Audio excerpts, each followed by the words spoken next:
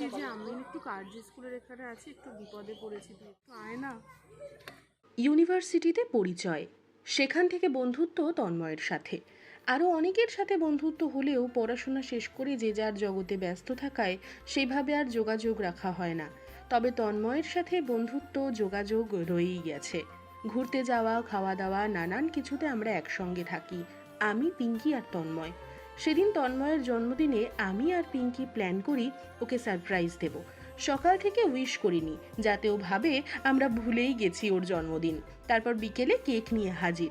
প্রথমে বলি ওকে মাঠে আসতে, কিন্তু ও বুঝেই ফেলে যে আমরা জন্মদিন বলেই এসেছি, তাই বাড়িতেই চলে আসতে বলে। তারপর বাড়িতে গিয়ে কেক কাটলো, একসাথে আমরা কেক খেলাম, কফি খেলাম, তারপর গল্প আড্ডা চললো অনেকক্ষণ।